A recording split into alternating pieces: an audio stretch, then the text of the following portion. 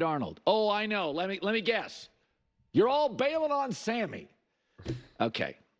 So first of all, that was the biggest game in Detroit in probably 50 years. And there's an argument that the two best coordinators in the entire league both play for Detroit. Ben Johnson, Aaron Glenn. And Detroit's got a better roster. And they got one of their defensive starters back. And this is a baby step league. And Sam Darnold looked juiced. He looked a little overwhelmed. He probably couldn't hear. He was inaccurate and high on all his passes. But across the field, Jared Goff's first big playoff game, and this did feel like a playoff game.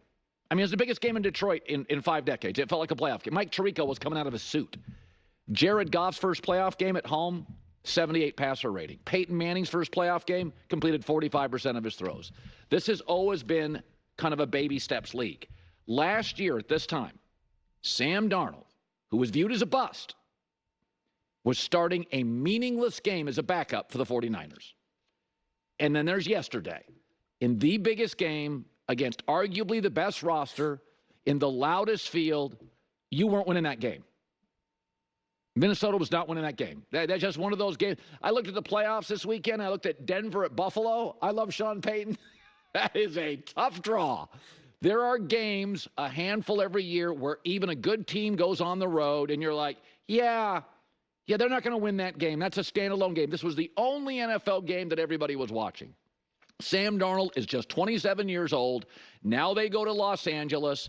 Their receiving core is a great matchup against the Rams' young secondary. Don't be shocked if the Rams draft a cornerback with their number 1 pick. They don't have a corner. They don't have a shutdown corner, and this is the deepest receiving core in the league, and it'll be 50% Viking fans, and my gut feeling is Minnesota's the play here. J-Mac disagrees.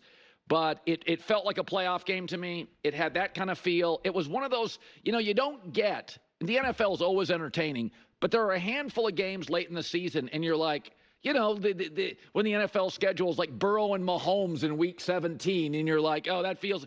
I'll give you an example. The Steelers-Bengals on Saturday night felt like a playoff game. And that's a Saturday playoff game before a playoff game. Okay. I don't know why you're spending so much time trying to convince people that this was a playoff game. Everybody knows that this was a very intense playoff atmosphere. Like, nobody needs convincing, okay? Like, this isn't, like, everybody understands that this game was essentially a playoff game. Like, I don't think anyone could absolutely, deny that. Unless you don't know anything about sports. But I think even the most casual, general, arm's length fan would understand that this was a very, very, very intense playoff atmosphere type game, and that the players and the coaching staff on both sides, both teams all treated it as such. So I don't get that. But yeah, listen, I do not put this all on Sam Darnold. The Vikings as a whole were not ready for that moment. And in a way, the fact that this was essentially a playoff game bodes really well for them. Because this is now them all kind of getting a wake-up call. This is them all getting an experience of a very intense, hostile environment, a tremendous amount on the line.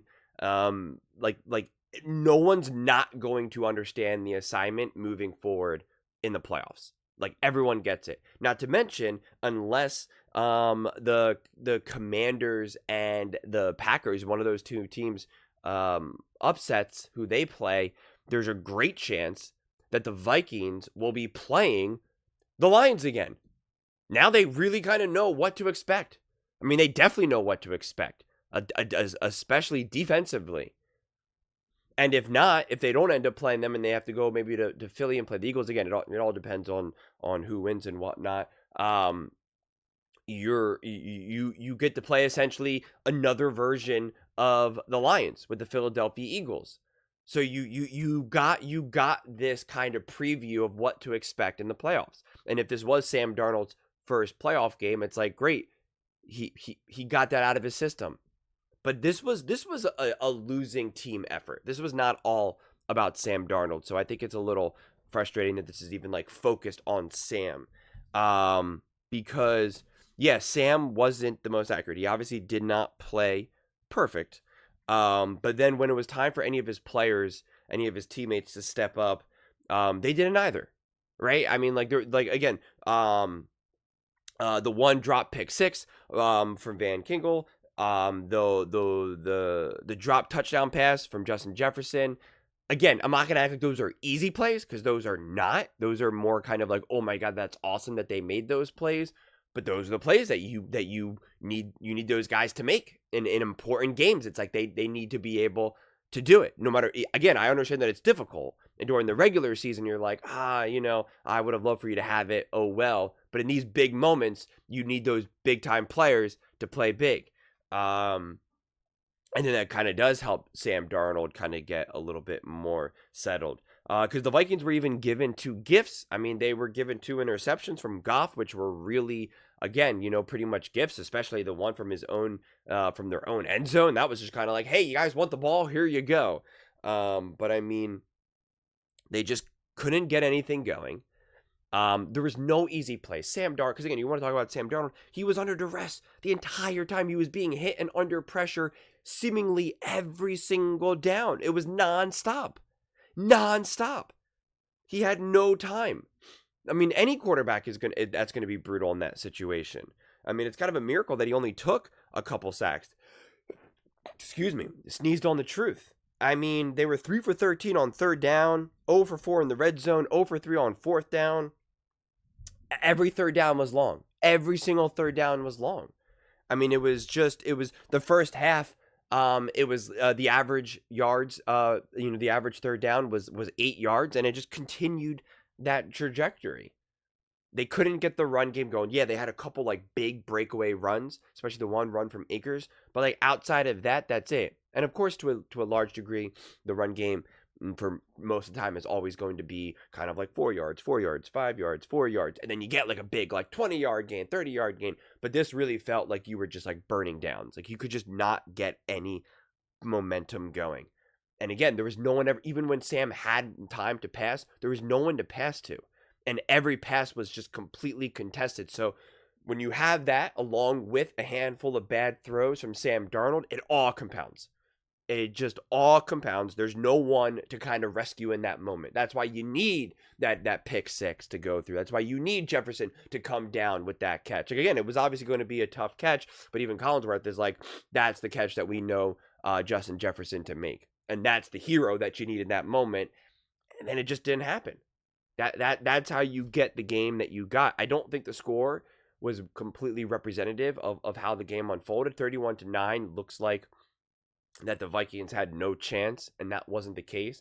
I will say that it did feel like even when the score was very close, and the Vikings were within striking distance to either tie or take the lead or whatever, it did feel like the Lions were in control the whole time. I mean, they were at home. They just felt, even when things weren't going their way, it just felt more resilient, and it felt like that they could still do what needed to be done. You did not get that impression from the Vikings. But again, I think that's okay. If you're expecting a team to be able to play flawless ball game in and game out, I just, your expectations need to be adjusted. So I think this ended up being a really good thing for the Vikings, honestly, because they did, at the end of the day, they did not seem to be able to match the intensity of the Lions. I think the Vikings defense did a pretty good job, and they laid down some pain on the Lions, which I thought was very impressive. But again, eventually things obviously broke through, and the Vikings offense just could not get anything. Well, I mean, what was it at one time? It was like, in the red zone, they were like 1 for 8 for 4 yards, right? Like they just couldn't get anything going. At 1.2, they were like first and goal from like the 3 or something, or second and goal from the 3, and it was just like they never ran the ball. It was just like, just get into the end zone, and they just couldn't. And then you're forcing Sam to make all of these low percentage throws, or he's on the run and has to kind of like throw these like fadeaway balls. Like it was just messy, honestly. Like the Lions made it very, very difficult. But again, the positive is that they all have experience now. The Vikings had a wake-up call, which I think is important for any team, quite frankly.